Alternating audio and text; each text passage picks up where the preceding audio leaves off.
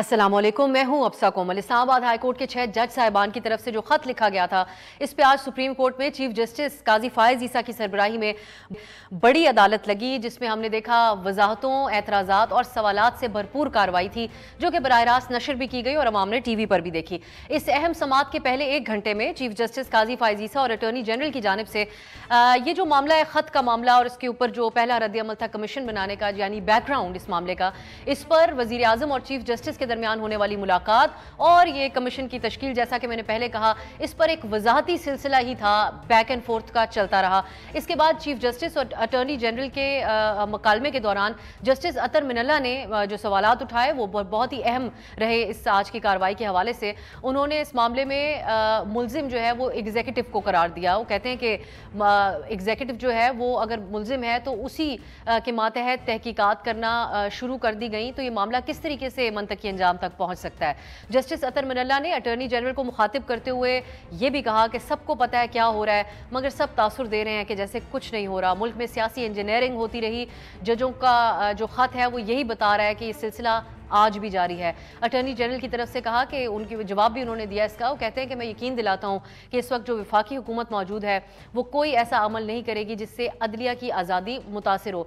Justice अतर मिनल्ला की तरफ से भी अहम रिमार्क सामने आए। वो कहते हैं कि अटॉर्नी जनरल का ये जो दावा है कि एग्जीक्यूटिव अदलिया के फैसलों का एहतराम करती है, लेकिन दूसरी तरफ हम ये देखते हैं कि अदलिया को बड़ा सख्त धचका भी पहुंचा है। जैसा कि हाल ही में कुछ मुलजिमान को सुप्रीम कोर्ट ने जमानतें दी, लेकिन उनकी रिहाई पर उन्हें MPO के तहत दोबारा हिरासत में ले लिया गया। ये पॉइंट आउट किया गया कि अदलिया के एहतराम की तो आप बात कर रहे हैं यहाँ पे खड़े होकर, लेकिन अदलिया जो फैसला देती है उसकी खिलाफ वर्जियाँ की जाती हैं। साथ उन्होंने इंसानी हकूक़ की खिलाफ वर्जियों की भी बात की। जस्टिस नईम अफगान भी यहाँ इस मौके पर उन्होंने भी जस्टिस अतर मिनल्ला के मौक़िफ़ की तायीद की और उन्हीं के मौक़िफ़ को सपोर्ट किया। ये जो समात थी इसके दौरान 2018 के इलेक्शन में होने वाली जो मुदाखलत थी और चीफ जस्टिस काजी फायज ईसा के खिलाफ जो उस दौर में PTI के दौर में रेफरेंस बनाया गया था, उसके किरदारों के एहतसाब का भी तस्करा हुआ, यानी माजी के एहतसाब की भी बात हुई। और एक अहम मामला ये भी है क्योंकि यहाँ पर फुल कोर्ट के हवाले से मुतालबात किए जा रहे थे, तो चीफ जस्टिस साहब ने इसका भी इंदिया दिया कि फुल कोर्ट बैठ सकती है। उन्होंने कहा अभी जो इस्लामाबाद में जज साहिबान मौजूद थे उनको हमने यहाँ पर बिठा लिया है। सो ये तमाम मामला था अदालत के रूबरू आज, और ये इसकी समाअत जो है वो फ़िलहाल 29 अप्रैल तक मुलतवी कर दी गई है। आज के प्रोग्राम में हम तफसीली तौर पर बात करेंगे कि जजेस की तरफ से जब एग्जीक्यूटिव के कंडक्ट के हवाले से ये सवाल उठाया गया, जैसे कि जस्टिस अतर मिनल्ला ने किया, तो फिर अब आगे इसकी तहकीकात कैसे बढ़ेंगी, आगे क्या मामला होगा, इसको हम किस तर्ज पर आगे बढ़ते हुए देखेंगे। इसके अलावा एक और हमारा ख़ास खुसूसी मौजू ये होगा कि चीफ जस्टिस साहब मुतअद्दिद मौक़े पर सोशल मीडिया को बहुत अहमियत देते आ रहे हैं। जैसा कि उन्होंने आज भी तसद्दुक़ हुसैन जिलानी साहब, रिटायर्ड जज चीफ जस्टिस साहब की तरफ से जो फैसला किया गया, माजरत कर ली गई इस कमीशन की सरबराही से, उसके हवाले से सोशल मीडिया के प्रेशर्स का चीफ जस्टिस साहब ने जिक्र किया।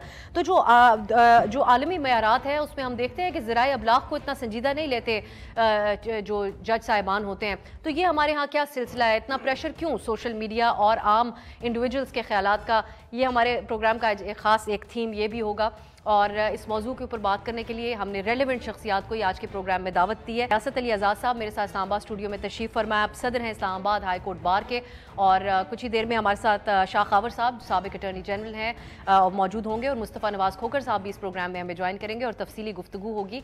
मैं आपसे रियासत साहब आगाज़ करना चाहूँगी।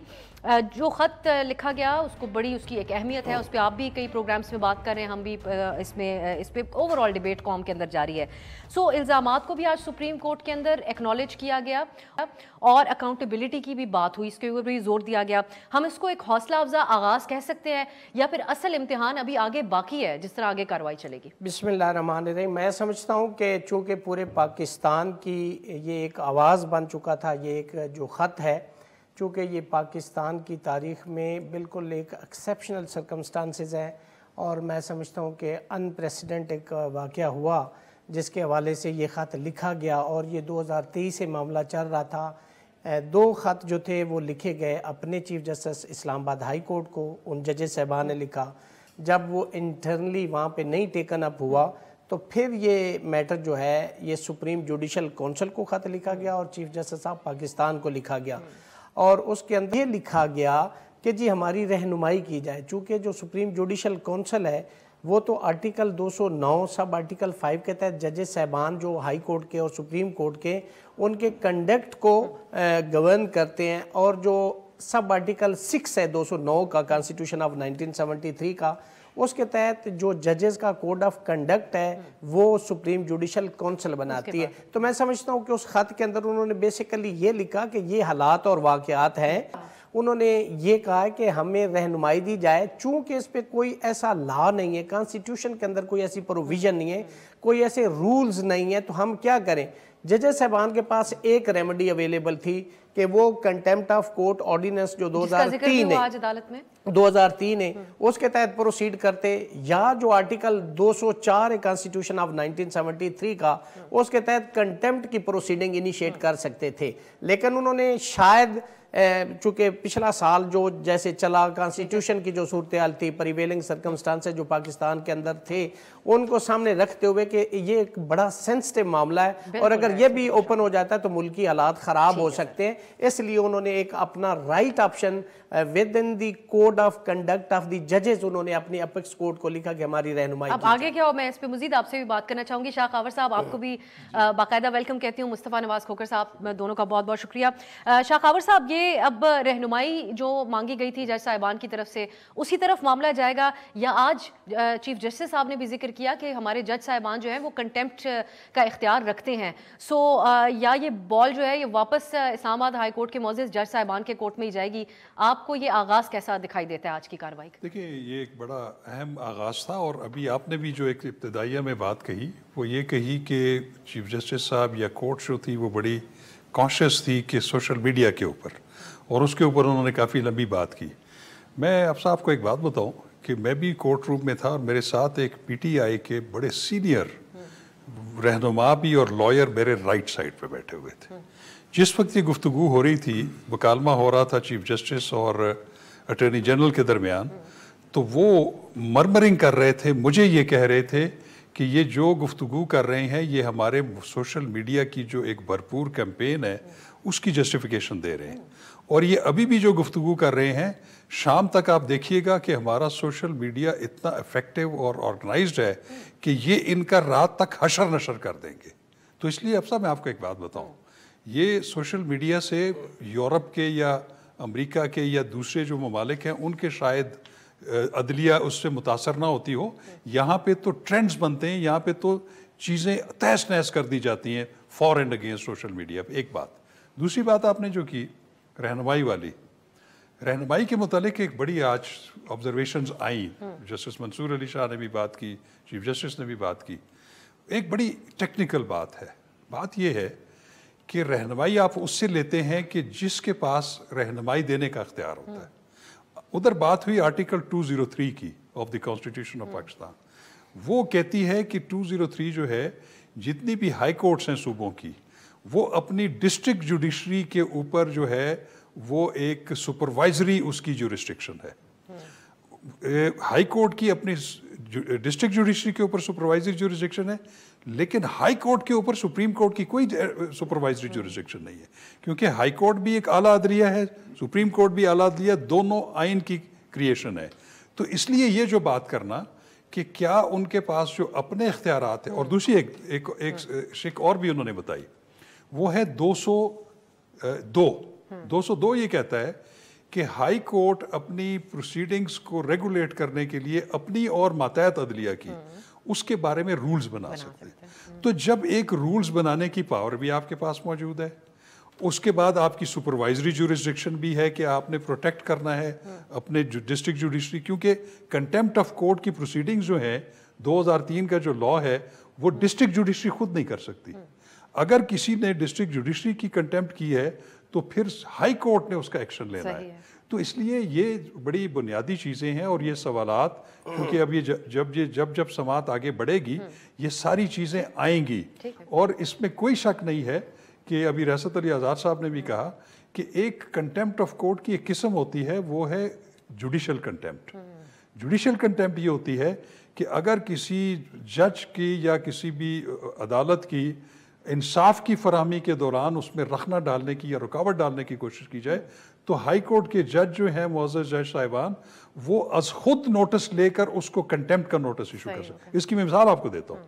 1 مارچ 2024 اسلام آباد ہائی کورٹ کے ایک معزز جج جو اس کے سیکریٹری بھی ہیں انہوں نے ڈپٹی کمشنر اسلام آباد ایس ایس پی اسلام آباد ایک ایس ایچ او کو جوڈیشل کنٹیمپٹ میں خود سو موٹو ایکشن لیا, ان کو ٹرائل کیا, ان کو 6 ماہ 4 ماہ اور 2 ماہ کی سزائیں دی. تو اس لیے ریمیڈیز یہ کویشچن بڑا امپورٹنٹ ہے, یہ آئے گا صاحب. کھوکھر صاحب پہلے اب سوشل میڈیا کا تذکرہ شاہ صاحب نے کر دیا تو اس پہ ہم پہلے بات کرتے ہیں.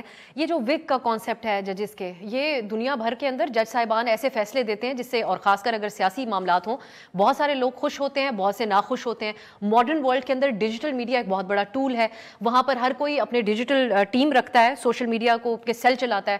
سو آپ سمجھتے ہیں کہ اس چیز سے بادر ہونا چاہیے ہمارے معزز جج صاحبان کو؟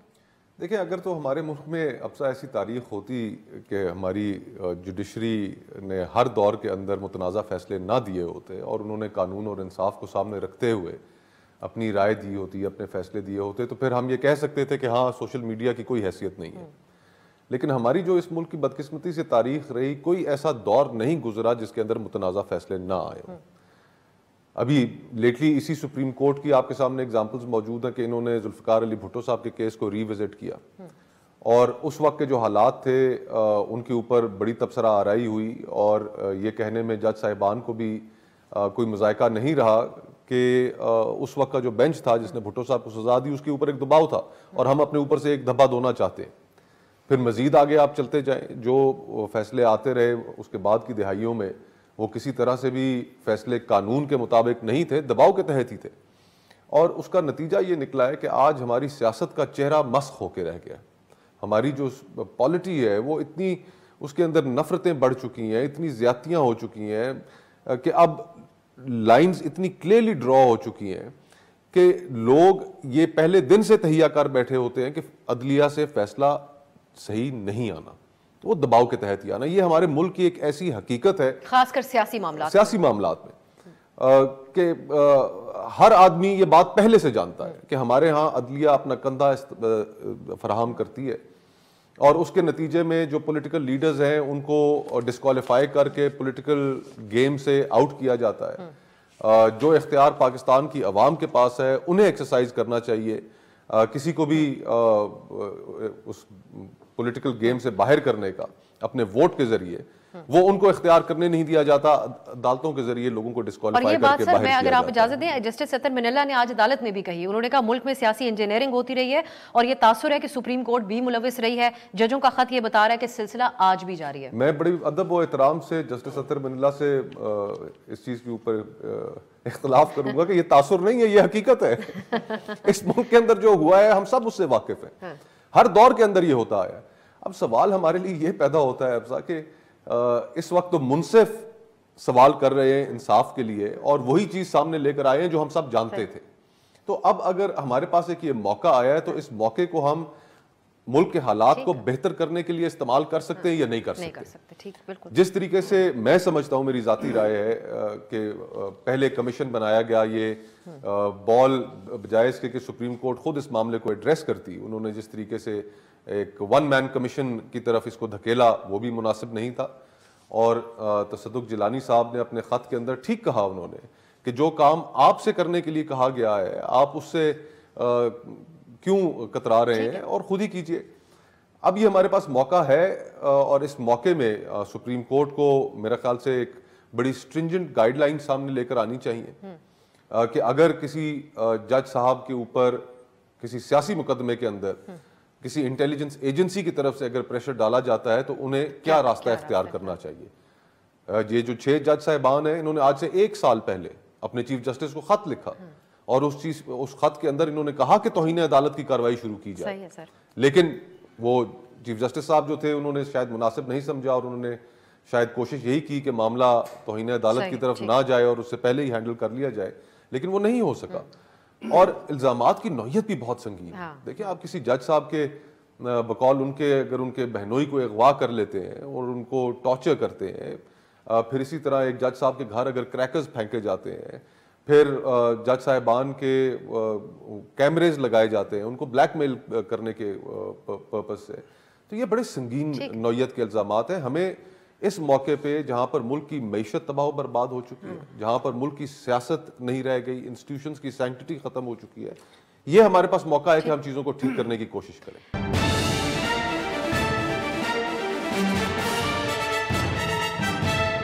ریاست صاحب, تصدق جیلانی صاحب نے جو معذرت کر لی اس کمیشن کے حوالے سے, اس پہ جج صاحب نے آج ان ادر ورڈز یہی بات کہی کہ لگتا ہے وہ بھی پریشر لے گئے.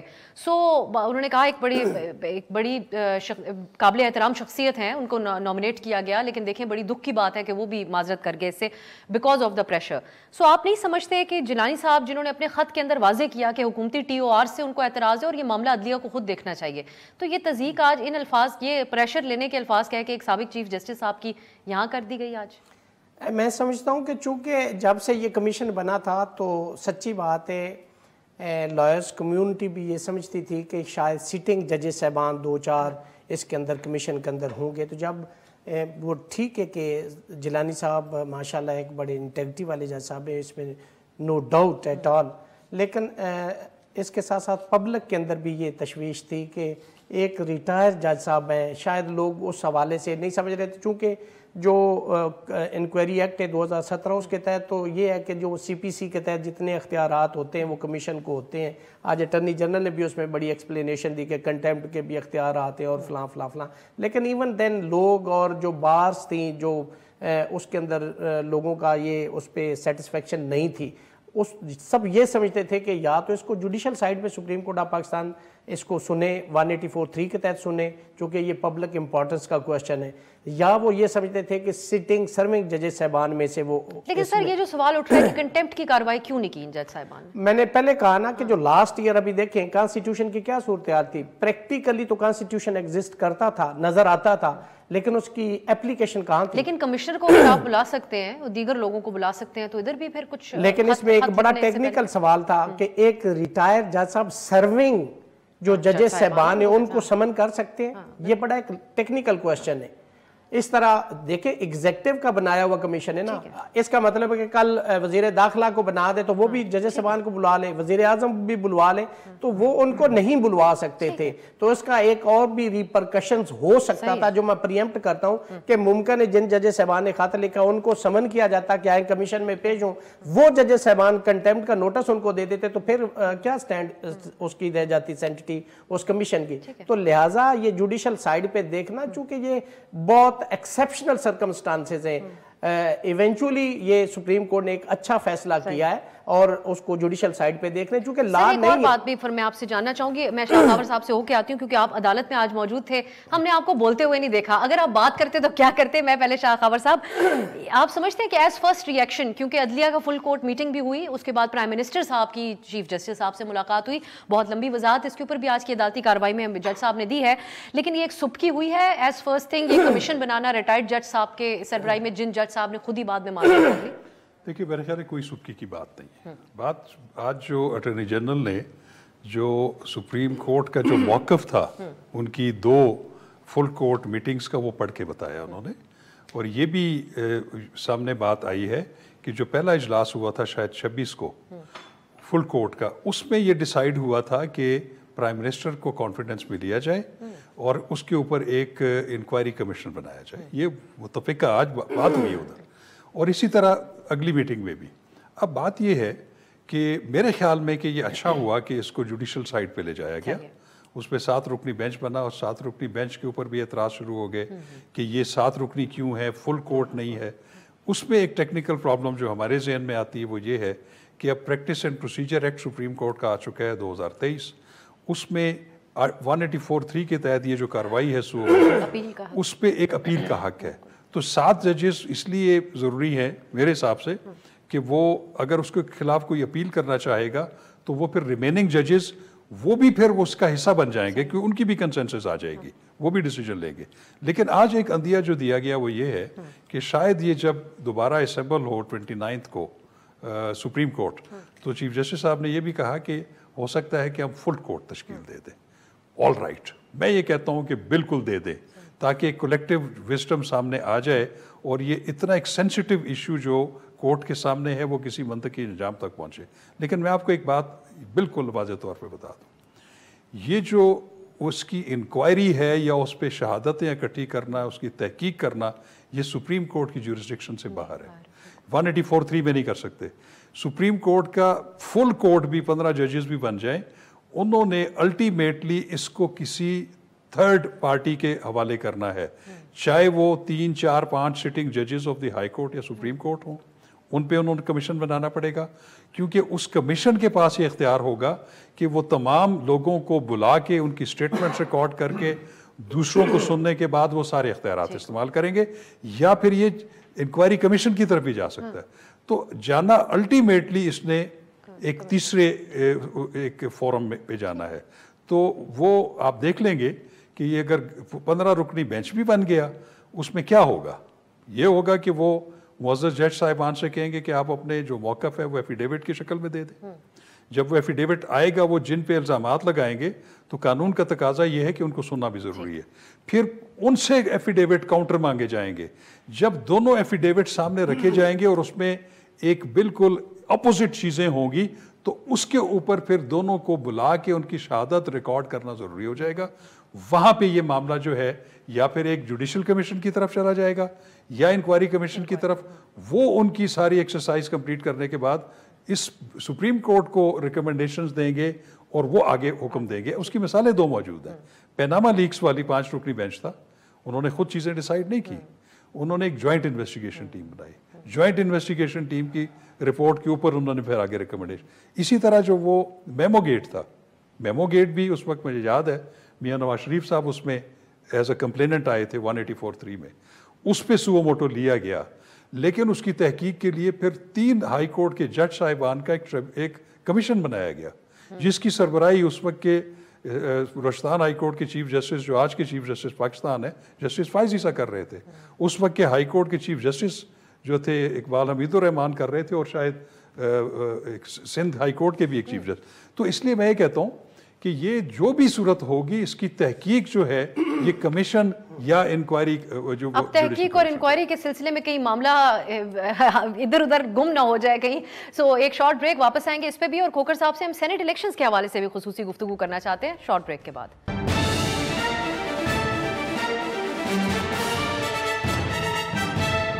خوش آمدید جی. ہم بات کر رہے ہیں جو آج سپریم کورٹ کی کارروائی ہوئی, 5 جو جج صاحبان, اسلام آباد ہائی کورٹ کے جج صاحبان کی طرف سے خط لکھا گیا تھا, اس کے حوالے سے میں کھوکھر صاحب, ایک تو کنٹیمپٹ کے حوالے سے تو جو اگر اس میں آپ کچھ, وہ تو ہم کر چکے اس پہ بات, لیکن پاکستانی سیاست کے اندر ہم آپ سے کئی دفعہ اس پہ بات کرتے ہیں کہ بہت ساری چیزیں نارملائز ہو گئی ہیں. اب جس طرح سینٹ کے الیکشنز ہوئے, اس میں ان پارٹیوں نے جن لوگوں کو سپورٹ کیا وہ آؤٹ سائڈرز ہیں. سو ایک بحث یہ اب شروع ہو چکی ہے کہ کیا یہ تسلیم کر لیا گیا کہ آپ حکومت کے اندر رہنا چاہتے ہیں, جیسا کہ رانا ثناء اللہ صاحب نے کہا تھا کہ وزیر داخلہ محسن نقوی صاحب کو بنوانا ہماری 5 سالہ حکومت کی ضمانت ہے. سو آپ سمجھتے ہیں کہ یہ چیز اب نارملائز ہو گئی, تسلیم کر لی موجودہ سیاسی جماعتوں نے؟ اب دور حاضر کا سب سے بڑا المیہ ایک یہ ہے کہ سیاسی جماعتیں سیاسی رہ نہیں گئیں, وہ سیاست کر نہیں رہیں. انہوں نے پاور پالیٹکس میں الجھ کر اپنی سیاست کو آؤٹ سورس کر دیا ہے, اور اسٹیبلشمنٹ کی حمایت حاصل کرنے کے لیے وہ بس اب ان کی فیصلوں کی حمایت کرتے ہیں. اب میں کل پرسوں ایک کلپ دیکھ رہا تھا, نصرت جاوید صاحب نے اپنے پروگرام میں انہوں نے بات کی, انہوں نے ایک فقرہ استعمال کیا, فیصل واڈا سب سے ڈاڈا ہی ہے ویسے انڈیڈ. اب باقی تمام جو جماعتیں ہیں تو وہ جنہوں نے ان کو ووٹ دیے, پیپلز پارٹی کے, ایم کیو ایم کے جو لوگ تھے, وہ بھی آخر ایک دوسرے سے سوال کر رہے تھے کہ یار یہ ہم کیوں دے رہے ہیں. لیکن کھوکھر صاحب کہیں پہ سوال نہیں بھی کر رہے تھے, میڈیا نے جب پوچھا انہوں نے کہا ہماری قیادت نے طے کیا ہے, تو اس میں پھر اب سوال کی گنجائش بھی ہمیں نہیں نظر آتی. سیاسی پارٹیوں کے اندر انٹرنل ڈیبیٹ کی گنجائش ختم ہو چکی ہے, سیاسی پارٹیوں کے اندر اختلاف رائے نہیں ہو سکتا, وہاں پر بادشاہتیں قائم ہیں. اگر آپ کسی چیز کے اوپر ڈسینٹ کرتے ہیں تو پھر آپ کی پارٹی کے اندر گنجائش نہیں رہ جاتی. رضا ربانی صاحب ہماری سیاست کا ایک بہت بڑا نام ہے, پارلیمانی تاریخ کا ایک بہت بڑا نام ہے. ان الیکشنز میں انہیں نہیں سامنے لایا گیا, انہیں سینٹ کا ٹکٹ نہیں دیا گیا ان کی جماعت کی جانب سے. تو جماعتیں جو ہیں اب وہ ایک اور سمت میں چل رہی ہیں, اور ان کو احساس نہیں ہو رہا کہ اس وقت آن گراؤنڈ صورتحال کتنی بدل چکی ہے. لوگ ایک واضح قسم کی سیاست چاہتے ہیں. 8 تاریخ کو جس طریقے سے لوگوں نے تمام آڈز کے اگینسٹ تمام مشکلات کے اگینسٹ جس طرح تحریک انصاف کے لیے ووٹ دیا، وہ ایک پاکستان کی تاریخ میں ایک دور حاضر کا بھی آپ اس کو ایک انپریسیڈنٹڈ واقعہ کہہ سکتے ہیں. اور اب یہ جو صورتحال جس سے جو ہمیں درپیش ہے، اس کے اندر سیاسی جماعتیں اگر وہی کردار ادا کرتی چلی گئیں جس کی وجہ سے لوگوں کی اکثریت نے ان کی طرف جانا مناسب نہیں سمجھا، ان کو ووٹ کرنا مناسب نہیں سمجھا، تو وہ تو پھر ایک ماضی کا حصہ بن کر رہ جائیں گی. اور ایک بڑا شدید ڈسکنیکٹ پیدا ہو گیا ہے. یہ جو PDM-2 کی جو جماعتیں اس وقت حکومت میں بیٹھی ہیں، ان کو اندازہ ہی نہیں ہے کہ آج پاکستان کہاں پہنچ چکا ہے اور یہ کس قسم کی سیاست کر رہے ہیں. یہ ذہنی طور پر ابھی تک 90 کی دہائی سے باہر نہیں نکل سکے. اور اگر ہم نے اپنی سیاست کو تبدیل نہ کیا، سیاسی جماعتوں نے اپنے آپ کو ریفارم نہ کیا، تو ظاہری بات ہے ایک پرٹیکولر پولیٹیکل پارٹی جس کے ساتھ لوگوں کی ہمدردی بھی ہے، اس کو وہ وکٹم ہوڈ کا بیانیہ بھی ان کے پاس ہے، جہاں پر ان کی برتری حاصل رہے گی وہاں پہ سیاست کو بھی نقصان ہوتا رہے گا.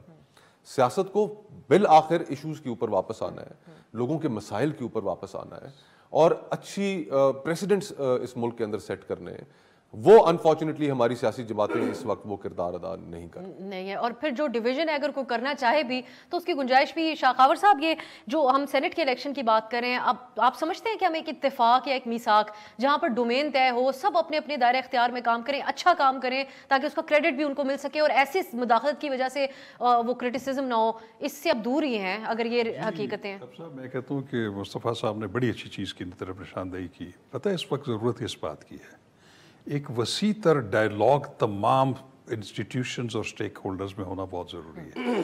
ہمیں اپنی حدود اور قیود جو ہے وہ طے کرنی ہے ڈائیلاگس کے ذریعے. مجھے یاد ہے کہ جب جسٹس آصف سعید کھوسا ٹیک اوور کر رہے تھے ایز چیف جسٹس تو انہوں نے اسپیچ کی تھی. انہوں نے کانسیپٹ دیا تھا کہ ایک وسیع تر ڈائیلاگ ہونا چاہیے اور وہ انہوں نے تجویز یہ دی تھی کہ صدر مملکت جو ہے یہ تمام جتنے بھی جوڈیشری ہے، ایگزیکٹو ہے، پولیٹیکل پارٹیز ہیں، آرمڈ فورسز ہیں، انٹیلیجنس ایجنسیز ہیں، ان سب کو بلا کے تو ان کے درمیان ایک ڈائیلاگ کریں اور کچھ اچھی چیزوں کے اوپر اتفاق کریں. اور اس وقت بالکل بات ٹھیک ہے کہ اس وقت جو پولرائزیشن ہے پولیٹیکل پارٹیز کے درمیان، اس وقت جس پولیٹیکل پارٹی کی بہت زیادہ فالوئنگ ہے، کلٹ فالوئنگ ہے شخصیات کی، وہ نظریات سے آ رہی ہیں، وہ ان کو نظریات کا کوئی پتہ نہیں ہے. دوسری طرف جنہوں نے اچھا رول پلے کر سکتے ہیں پالیٹکس میں، وہ آج آہستہ آہستہ جو ہے وہ ارریلیونٹ ہوتے جا رہے ہیں. تو اس لیے ہر پولیٹیکل پارٹی کا ایک اچھا رول آنا جو ہے ہماری جمہوریت کے لیے بڑا ضروری ہے. لیکن اس کے امکانات آپ کو نظر آتے ہیں؟ امکانات دیکھیں پھر یہ کرنا پڑے گا. آفٹر فار آل ایگزامپل ایک مثال دینا چاہوں گی، جج صاحبان نے جو خط لکھا اس میں کیبنٹ میں اس کو کافی حد تک ریجیکٹ کر دیا. اس کی کوئی تحقیقات نہیں ہوئی لیکن کچھ باتیں اس قسم کی ہم نے سننے کو ملی کہ انہوں نے ڈاؤن پلے کیا اس خط کو، شکوک و شبہات کا اظہار کر دیا. ایسے ماحول کے اندر آپ سمجھتے ہیں کہ کوئی اتفاق ڈومین اور مداخلت کے معاملے میں ہو سکتا ہے؟ دیکھیں اب سب پرابلم یہ ہے کہ ہم اپنے ماضی قریب میں بھی دیکھیں. اب میں کہتا ہوں آپ 2008 سے آنورڈز آ جائیں، ٹھیک ہے. ہماری پولیٹیکل پارٹیز جو ہیں ہمیشہ ٹول بنتی رہی ہیں اسٹیبلشمنٹ کا، کیونکہ ان کو فائدہ پہنچنا ہے، اور دوسرے وکٹمائز ہوتے رہے ہیں جن کو انہوں نے لیٹ ڈاؤن کرنا ہے. یہ ایکسرسائز بار بار جاری ہے. اس ایکسرسائز کو ختم ہونا ہے اور اس ایکسرسائز کو ختم کرنے کی سب سے بڑی ذمہ داری پولیٹیکل پارٹیز کی ہے. میں یہ کہتا ہوں کہ آج بھی یہ تمام پولیٹیکل پارٹیز جو ہیں یہ زخم زدہ ہیں، یہ سارے ایگریوڈ رہے ہیں، ٹھیک ہے. اس پورے پروسیس میں ایک اچھی بات ہوئی تھی 96 میں جب ایک میثاق جمہوریت ہوا تھا. اس وقت پاکستان پیپلز پارٹی اور PMLN کے درمیان ہوا تھا. میں کہتا ہوں کہ یہ معاملات ابھی بھی ایسے درست ہو سکتے ہیں کہ ایک میثاق جمہوریت کریں جس میں PTI بھی ہو، جس میں پیپلز پارٹی بھی ہو، جس میں ANP بھی ہو، چھوٹی جماعتیں بھی ہوں، مسلم لیگ بھی ہو. وہ جب تک اکٹھے نہیں ہوں گے، ایک میثاق پہ دستخط نہیں کریں گے، اس وقت تک میں سمجھتا ہوں کہ معاملات ایسے ریاست صاحب میثاق سے زیادہ ایک ایگزامپل بھی آپ محسوس کرتے ہیں سیٹ کرنے کی ضرورت ہے اس وقت؟ کیونکہ میثاق جمہوریت پھر کب تک اس کے اوپر عمل درآمد ہوتا رہا، وہ بھی ہم نے اپنی سیاست میں دیکھا. اس میں ایک مثال آج عدالت میں مثال دی گئی جسٹس صدیقی صاحب کو، انہوں نے کہا ہم نے انصاف دیا. اس وقت ہم یہ کہنے کی پوزیشن میں ہے کہ ان کو واقعی انصاف ملا؟ جو چیزیں انہوں نے پوائنٹ آؤٹ کی تھیں اس میں کوئی مثال قائم ہوئی، یا پھر بس ان کو مرات ہی مل گئیں اور اب وہ جو سٹیٹس تبدیل ہو گیا ان کا؟ میں سمجھتا ہوں کہ ڈیلے جسٹس ڈینائی جسٹس. شوکت صدیقی صاحب کا انصاف تب انصاف ہوتا جب انہیں ریموو کیا گیا اور انہوں نے اس آرڈر کو اسیل کیا before the honourable supreme court of Pakistan. مزہ تو تب تھا کہ مہینے 2 کے اندر اس کا فیصلہ ہو جاتا اور وہ ریسٹور ہو کے تو ایز اے جج پھر جاتے اور پھر وہ چیف جسٹس بھی بنتے. انصاف تو یہ تھا, ٹھیک ہے, لیکن انصاف اب لیٹ بھی ہوا تو اس کو بھی انصاف, لیکن میں نے جو میگزم آپ کو بتا دیا میرا موقف وہی ہے. اب آ گیا دوسرا پولیٹیکل پارٹیز کے حوالے سے 1 پوائنٹ ایجنڈا ہے. تمام پولیٹیکل پارٹیز, کوئی لمبی چوڑی گفتگو نہیں ہے, ایک ٹینیور کی قربانی دینے کی ضرورت ہے کہ سارے پولیٹیکل لوگ, پولیٹیکل پارٹیز, پالیٹیشنز اس پوائنٹ پہ متفق ہو جائیں کہ اب ہم نے اسٹیبلشمنٹ کو کسی پولیٹیکل پارٹی نے سروس نہیں دینی. چونکہ یہ ہوتا ہے کہ ایک پارٹی اگر اقتدار میں ہوتی ہے تو دوسری وہاں گیٹ نمبر 4 پہ کھڑی ہوتی کہ ہم اچھی سروس دے سکتے ہیں, آپ ان کی ٹانگیں کھینچ رہے ہیں, آپ ہمیں لے آئیں. جب یہ ہو جائے گا, آج اگر غلط ہے حکومت, ٹھیک ہے, اس پہ عوام کو یہ ہے نا کہ جیسے وہ کہتے ہیں صدارتی فارم آف گورنمنٹ تھا, پارلیمانی فارم آف گورنمنٹ تھا, اب تو لوگ 47 فارم آف گورنمنٹ کہنے لگ گئے ہیں. تو میں سمجھتا ہوں کہ جیسی بھی حکومت ہے اس کو اب آپ تسلیم کر لیں, 5 سال کا ان کو موقع دے دو, اگلے الیکشن فری ہونے دے, جو آتا ہے اس کو آنے دو, اس کے بعد اگلا آتا ہے آنے دو. جمہوریت یہ ہے, اگر آپ نے اپنے مفاد کی خاطر اکٹھے ہو کہ اس کو جمہوریت کا نام دینا ہے تو میں اس کو ڈیموکریسی نہیں کہتا.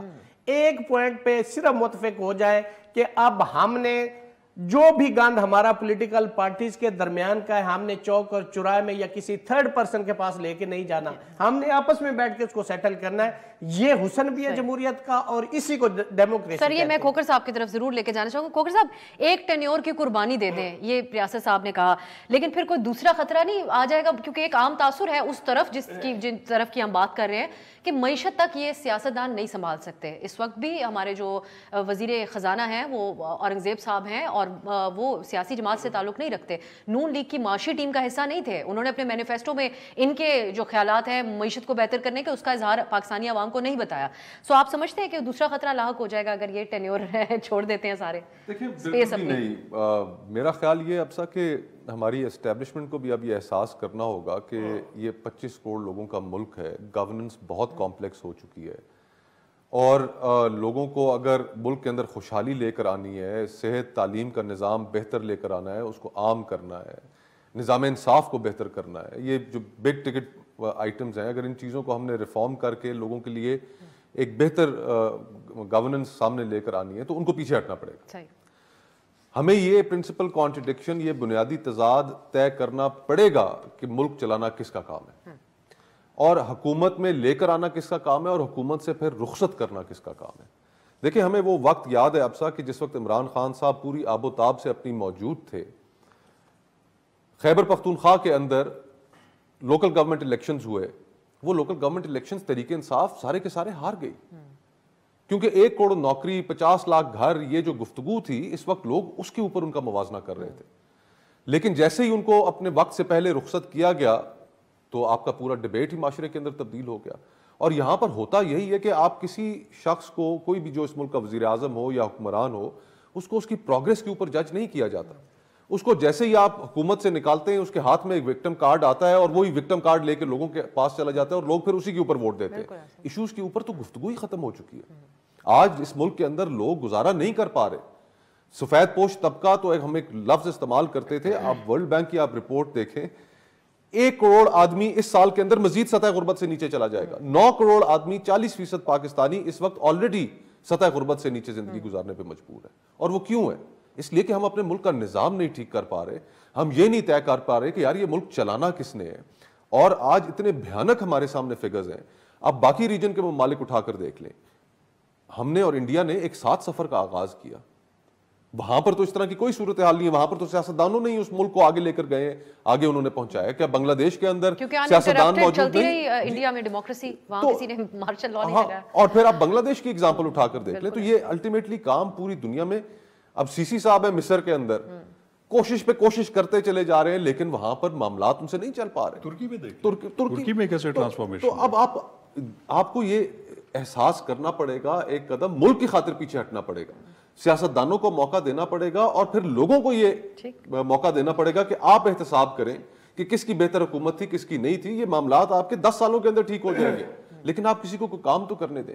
آج اس ملک کے اندر جو حالات ہیں جہاں پر جج صاحبان چیخ کر کہہ رہے ہیں کہ جناب ہمیں صحیح فیصلے نہیں کرنے دیے جاتے, ہمارے اوپر پریشر ہے, تو اس وقت جو حکومت بیٹھی ہے, کیا آپ کے خیال میں یہ حکومت کو فیصلے کرنے میں آزاد ہے؟ شہباز صاحب ہوں, ان سے پہلے عمران خان صاحب ہوں, یہ اپنے فیصلے کرنے میں آزاد نہیں تھے. وہ تو لوگوں کو ملک کی فارن پالیسی طے نہیں کر اپنی حکومت کی ضمانت قرار دے رہے ہیں 5 سال کے لیے. آئی مین اب میرے خیال سے کافی ہو گیا ہے, اور یہ نوجوان لوگوں کا ملک ہے, 64% آبادی اس ملک کی 30 سال سے کم عمر کے لوگوں پر مشتمل ہے, ان کی ایسپریشنز ہیں, لوگ دھڑا دھڑ یہ ملک چھوڑ کر نکلنا چاہ رہے ہیں. تاریخ کی سب سے بڑی مائیگریشن پاکستان سے پچھلے سال ہوئی, 10 لاکھ سے اوپر پاکستانی ملک چھوڑ کر نکلا. یہاں پر لوگوں کا گزارا مشکل ہو چکا ہے. ٹھیک کریں اس ملک کو, اور کرنے کا طریقہ صرف اور صرف یہ ہے کہ اسٹیبلشمنٹ کو بھی اب ایک قدم پیچھے ہٹنا پڑے گا, سیاستدانوں کو بھی گورننس کی طرف آنا پڑے گا, پاور پالیٹکس سے ہٹنا پڑے گا. ہمیں اپنے آپ کو ایک بالکل ریڈیکل سرجری کر کے تبدیل کرنے کی ضرورت ہے, ورنہ میرے منہ میں خاک, میں آگے ایک بڑی کیوٹک اور اناکی والی صورتحال دیکھ رہا ہوں جس ڈگر پر ہم چل رہے ہیں. بڑی ویسے تشویش کا اظہار تو آپ کرتے ہیں, لیکن یہ بھی حقیقت ہے کہ پاکستان میں سیاسی پارٹیز کو اور سیاستدانوں کو ان کی پاپولیرٹی, کون وکٹم ہے تو لہٰذا اس وقت پاپولر ہے کے طور پہ, جس طرح کھوکر صاحب نے کہا, دیکھا جاتا ہے. ان کی پالیسی کیسے رہی ان کی سابقہ حکومت کے اندر, اس کے طور پہ نہیں دیکھا جاتا. ایک شارٹ بریک, واپس آئیں گے تو بات کریں گے کہ کیا اس معاملے کو سیاست زدہ کرنے کی بھی کوشش کی گئی. رؤوف حسن صاحب کا پی ٹی آئی کے ترجمان کا بھی اس حوالے سے ایک تازہ بیان ہے, اس پہ بات کرتے ہیں ایک شارٹ بریک کے بعد.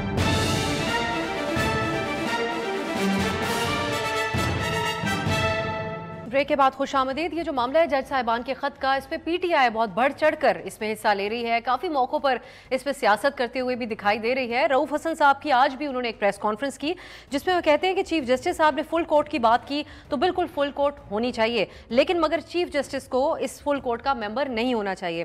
ساتھ ہی وہ یہ بھی کہتے ہیں کہ سینئر ترین جج کو بھی اس فل کورٹ کا ممبر نہیں ہونا چاہیے, اور صرف اسی صورت میں انصاف مل سکتا ہے, اس کے علاوہ انصاف مل ہی نہیں سکتا. یہ سیاسی جو ریاست صاحب گفتگو پی ٹی آئی کر رہی ہے اس معاملے کے اوپر, اس حد تک اس کو سیاست زدہ ان کو کرنا چاہیے.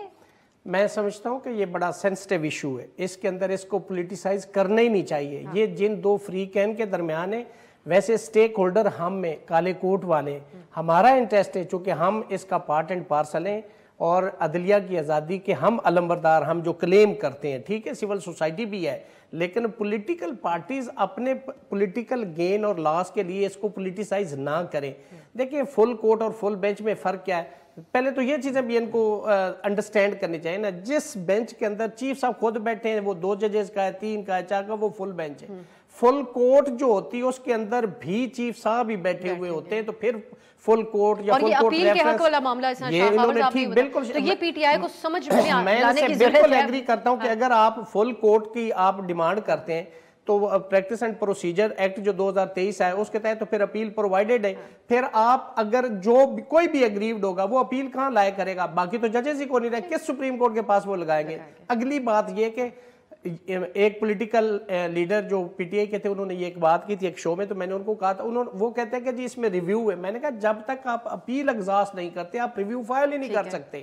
تو میں سمجھتا ہوں کہ یہ ایک حساس معاملہ ہے, اور اس کا سلوشن ایک اچھے ایک ایسے طریقے سے, چونکہ رولز آئین قانون میں کوئی پروویژن نہیں. آج بڑی بہترین بات ہے مسٹر جسٹس منصور علی شاہ صاحب نے اور اطہر من اللہ صاحب نے کہی کہ بھائی اس میں نہیں ہے تو آپ اس کو آگے وے فارورڈ جانا ہے, ہم نے اس کا کوئی سلوشن نکالنا ہے. دیکھیں لا ہمیشہ ڈیولپ ہوتا ہے, اگر آج ایسے ایشو پہ کوئی ججمنٹ نہیں ہے تو اب یہ ایک ججمنٹ آ جائے گی. آئندہ کے لیے ایک راستہ, ایک پریسیڈنٹ, ایک ریشو ڈیسیڈنٹ آئے, سپریم کورٹ آف پاکستان اس کے اندر طے کر دے گی. ایک اور بات بھی پوچھنا چاہ رہی ہوں آپ سے کہ وقت سے رقم ہے, لیکن ریاست صاحب آج آپ جب عدالت پہ موجود تھے, کیونکہ کارروائی اب پوری قوم دیکھتی ہے ٹی وی پہ, تو ہم سننا چاہ رہے تھے کہ آپ کیا نمائندگی کریں گے اسلام آباد ہائی کورٹ بار کی. تو بات آپ تو نہیں کی, آپ نے وہاں پر موقع نہیں ملا آپ کو بات کرنے کا, تو آپ کیا کہنا چاہتے ہیں؟ چیف صاحب نے چونکہ فرمایا کہ میں وکیلوں کے نمائندہ سے بات کرنا چاہتا ہوں, کسی وکیل سے انڈیویجولی بات نہیں کرنا چاہتا, تو انہوں نے بھری کورٹ میں کہا کہ یہاں پہ وکیلوں کے کوئی نمائندہ ہیں جو الیکٹڈ لوگ ہیں, تو تو صدر سپریم کورٹ آف پاکستان تھے اور ہائی کورٹ اسلام آباد جو بار ایسوسیشن ہے اس کا میں پریزیڈنٹ تھا، تو ہم دونوں اٹھ کے روسٹم پہ گئے، لیکن چیف صاحب نے ہمیں سنا نہیں، بات سامنے 4 منٹ وہاں پہ گزارے اور واپس جا کے بیٹھ گئے۔ اگر ہم سے پوچھتے تو ہم انڈیپینڈنس آف جوڈیشری کی اور سجیشنز بھی دیتے کہ جو بھی appropriate constitution within the domain of constitution ہو سکتی تھی ہم وہ ضرور سجیسٹ کرتے، لیکن ہمیں انہوں نے پھر موقع نہیں دیا۔ ہم آئندہ کبھی آپ سے اس پہ سجیشنز کے حوالے سے بھی، کیونکہ کارروائی تو چل رہی ہے۔ شاہ خاور صاحب جو پی ٹی آئی کے اس کو پولیٹیسائز کرنے کی بات کر رہے ہیں، کہیں نہ کہیں ان کو کنسرن کرتا بھی نہیں ہے، ان کو بڑا موقع نہیں ملا اپنی پالیٹکس کرنے کا اس پہ، کیونکہ اسی عدلیہ کے سامنے ان کے کیسز ہیں اور بے شمار کیسز ہیں؟ میرا خیال ہے کہ غیر مناسب بات ہے، اور رؤوف حسن صاحب جو ہے وہ کیونکہ ایک لیگل مائنڈ نہیں رکھتے، ان کا بیک گراؤنڈ نہیں ہے، بہتر ہے کہ جو لیگل نوعیت کی جو چیزیں ہیں اس پہ پی ٹی آئی میں بہت اچھے منجے ہوئے اور بڑے بیلنسڈ اور معتدل وکلاء بھی ہیں۔ میرا خیال ہے کہ اس لیگل ایشوز پہ رائے زنی جو ہے وہ پولیٹیکل سائڈ پہ نہیں ہونی چاہیے، وہ ان کو کرنی چاہیے، اور یہ میں سمجھتا ہوں کہ بالکل بھی غیر مناسب بات ہے کہ انہوں نے چیف جسٹس اور سینئر جج کی موجودگی کو جو ہے وہ متنازع کیا ہے، حالانکہ یہ بالکل بھی نہیں ہونا چاہیے۔ اور دوسری چیز ابھی ریاست آزاد صاحب ابھی جو فرما رہے ہیں کہ میرا خیال ہے کہ ابھی کیس آگے چلے گا، اس میں ریاست آزاد صاحب اور دیگر بار ایسوسیشنز ہیں ان کو بھی اپنے موقف پیش کرنے کا بالکل موقع ملے گا، اور یہ ایک بڑی اچھی بحث ہوگی، ایکیڈیمک بحث ہوگی، مختلف چیزوں کو مجتمع کرنے کے بعد میں سمجھتا ہوں کہ یہ ایک اچھا موقع ہے کہ اس پہ ایک اچھی ججمنٹ آ جائے جو کہ for all times to come جو ہے وہ ایک گائیڈ لائن ہو پاکستان کی۔ اب ریاست آپ کو اگر آگے موقع نہ ملا تو یا تو آپ سوشل میڈیا پہ بھی لکھ دیجیے گا یا ادھر پروگرام میں کہہ دیجیے گا، بات پہنچ جائے گی۔ کھوکھر صاحب کنکلوڈنگ کامنٹس آپ کیجیے گا۔ یہ پی ٹی آئی کی سیاست ساری ایک طرف ہے، لیکن ان کے موقف کو تقویت ملتی ہے جب اس کارروائی کے اندر ایم پی او کے تحت جس کو عدالت ضمانت دے رہائی کے بجائے اس کو ایم پی او کے تحت گرفتار کر لیا جائے کا تذکرہ ہو، تو آپ سمجھتے ہیں تھوڑا موقع مل رہا ہے ان کو پالیٹکس کرنے کا، اور وہ کیوں نہیں کریں گے اس پہ سیاست؟ دیکھیں الٹیمیٹلی اس کیس کا جو بھی آؤٹ کم ہوتا ہے اس میں ان کے جو بیانیہ ہے اس کو ایک تقویت ضرور ملی ہے، لیکن ان کی طرف سے یہ مطالبہ کرنا کہ چیف جسٹس صاحب اس سے الگ ہو جائیں، یہ میرے خیال سے they've gone a little above board، اور ان کو پہلے بھی جو معاملات ان کے رہے مخصوص نشستوں کے حوالے سے دیکھ لیں، سنی اتحاد کونسل میں شمولیت، مجلس وحدت مسلمین میں شمولیت، تو عمران خان صاحب کی غیر موجودگی میں تحریک انصاف ایک رڈلیس اس کا تاثر پیش کر رہی ہے۔ فیکشنز وہاں پر کافی ہیں، جس طرح شاہ خاور صاحب نے کہا کہ ان کی جماعت کے اندر وکلاء موجود ہیں، بڑے اچھے وکلاء، بڑے اچھے نام موجود ہیں، ان معاملات پر اگر وہ رائے زنی کریں تو زیادہ بہتر ہے۔ اور ریاست بھائی نے بھی بالکل ٹھیک بات کی کہ یہ ہائی کورٹ کے جج صاحبان اور سپریم کورٹ کے درمیان ایک معاملہ ہے، اس میں اجتناب کرنا چاہیے میرے خیال میں تحریک انصاف کو کہ وہ چیف جسٹس صاحب کو اس طرح کنٹروورشل بنائیں۔ ٹھیک ہے ان کے فیصلوں سے اختلاف ضرور کیا جا سکتا ہے، ان کا جو 13 جنوری کا غالباً فیصلہ تھا بلے کا نشان لینے کا، اس کو ہم میں سے بہت سے لوگوں نے نہیں بھی سراہا، اور نہیں ہونا چاہیے تھا ایسا۔ مخصوص نشستیں جو ہیں وہ آج جو تحریک انصاف کو نہیں مل پا رہی وہ اسی وجہ سے نہیں مل پا رہی، اس فیصلے کی وجہ سے، لیکن اپنا سکور نہ سیٹل کریں اس کے اندر سیاسی طور پہ، سیاسی طور کے اوپر اس میں ذرا اجتناب کریں۔ بہت شکریہ آپ کا مصطفیٰ نواز کھوکھر صاحب، شاہ خاور صاحب اور ریاست علی آزاد صاحب، تینوں کے قیمتی وقت اور قیمتی رائے کے لیے۔ ناظرین یقیناً ایک کنفیوژن پی ٹی آئی کے موقف میں بھی پائی جاتی ہے۔ کل سینیٹر علی ظفر صاحب جو ہمارے پروگرام میں تھے، جو قانونی معاملات کو سمجھتے ہیں، وہ اس طرز جس انداز میں معاملہ آگے بڑھ رہا ہے اس پہ مکمل طور پہ مطمئن دکھائی دیے، اور کم و بیش اسی قسم کی انہوں نے گفتگو کی جو یہاں پروگرام میں ہوئی۔ لیکن جب سیاسی رہنما بات کرتے ہیں تو وہ جو رؤوف حسن صاحب پریس کانفرنس کر رہے ہیں اسی قسم کا بیانیہ ہے، دیکھتے ہیں کہ کسی ایک پیج پہ پی ٹی آئی آتی ہے یا نہیں آتی ہے۔ آج کے لیے اجازت دیجیے، خدا حافظ۔